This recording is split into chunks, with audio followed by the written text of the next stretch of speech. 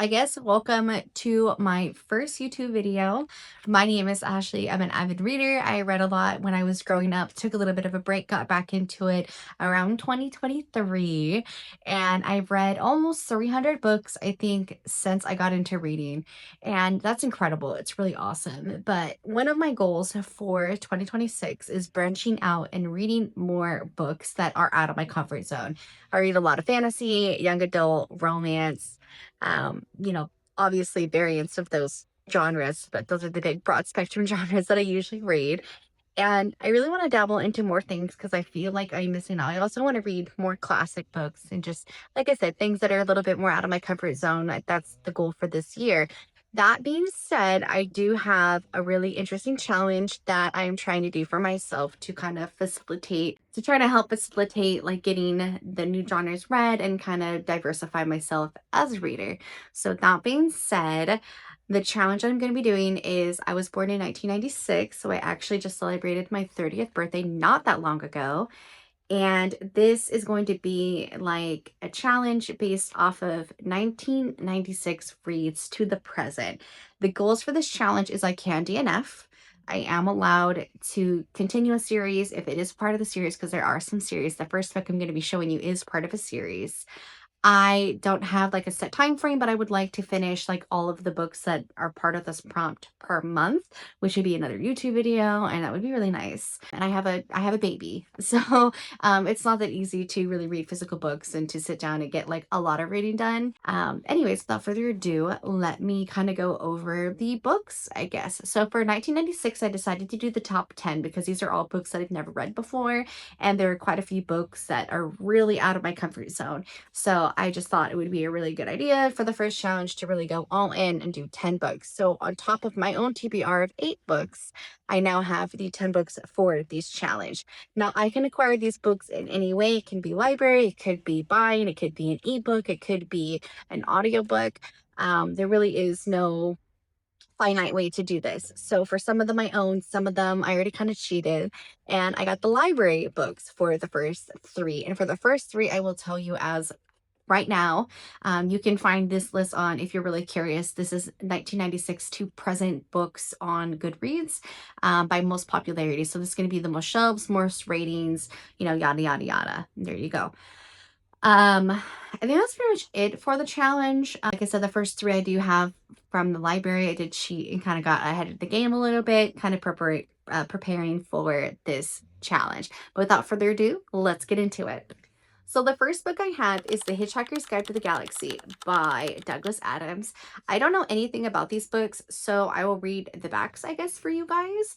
I usually go into books blind, but it might be nice to kind of know ahead of time like what you guys are getting into if you are not familiar with these books like I am. I'm not familiar with any of these, but the top 3. On the back here, it says, seconds before Earth is demolished to make room for Galactic Freeway, Arthur Dent is plucked off the planet by his friend Ford Prefect, a researcher for the revised edition of The Hitchhiker's Guide to the Galaxy, who for the last 15 years has been posing as an out-of-work actor.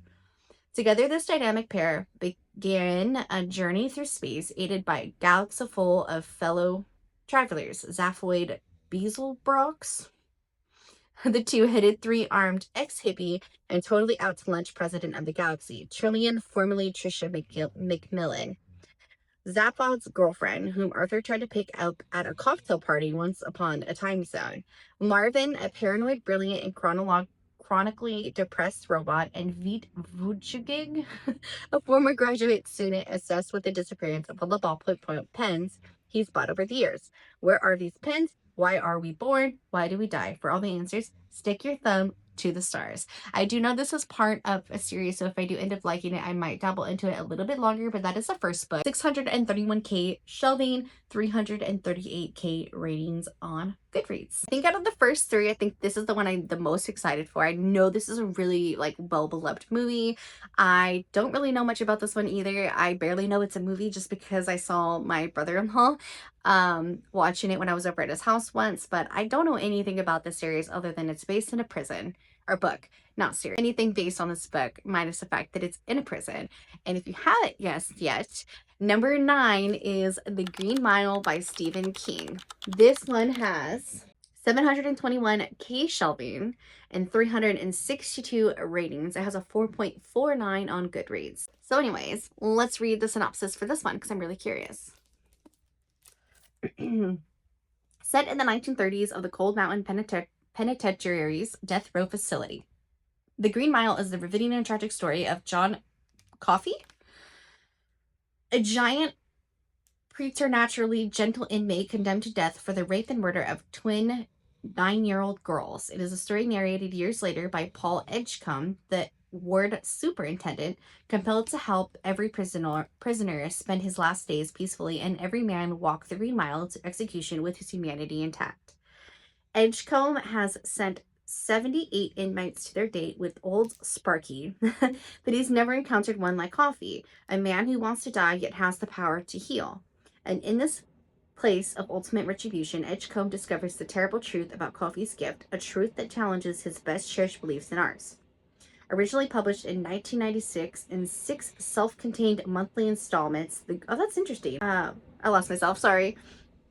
The Green Mile is an astonishing, rich, and complex novel that delivers over and over again. Each individual volume became a huge success when first published. So this was originally published in a newspaper, and then with it being super popular, he then, I guess, put it in like an omnibus thing.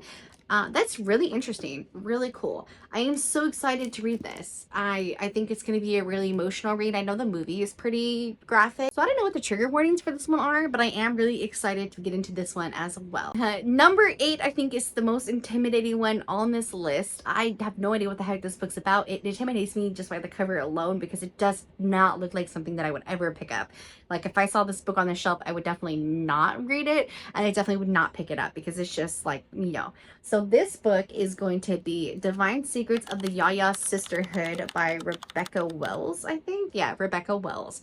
I don't know what it is about this, but this does not look like something that I would read. I don't know if maybe I'm alone in that one. This one has 730K shelvings and 569K ratings. It has a 3.86 on Goodreads, so it's not that well beloved. Yeah, I don't know what this one's about. Let's read it together. Alrighty, now 4 years after her award-winning underground bestseller, blah blah blah blah blah, when Vivi and Sidley Walker, an unforgivable mother-daughter team, get into a savage fight over a New York Times article that refers to Vivi as a tap-dancing child abuser, the fallout is felt from Louisiana to New York to Seattle. Sidley, a successful theater director with a huge hit on her hands, panics and postpones her upcoming wedding to her lover and friend, Connor McGill. Vivi's intrepid gang of lifelong girlfriends, the Yayas, sashay in and conspire to bring everyone back together. In 1932, Vivi and the Yayas were disqualified from Shirley Temple look-alike contests for unladylike behavior. 60 years later, they're bucking 70 and still making waves. They persuade Vivi to send Sita a scrapbook of girlhood memories entitled Divine Secrets of the Yaya Sisterhood. With the scrapbook in hand, Sita retreats to a cabin on Washington State and Olympic Peninsula, tormented by fear and uncertainty about the future and intent on discovering the key to the tangle of anger and tenderness she feels towards her mother. But Vivi's album reveals more questions than answers and leads Sita to encounter the legacy of an imperfect love and the unknowable mystery of life. With passion and a rare gift for language, Rebecca Wells, blah, blah, blah. Okay, anyways, reading the synopsis, it actually doesn't sound that bad, but again, I don't think this is one that I would pick up. This is definitely one that I would skip, and I feel like a lot of people are not really enjoying it that much.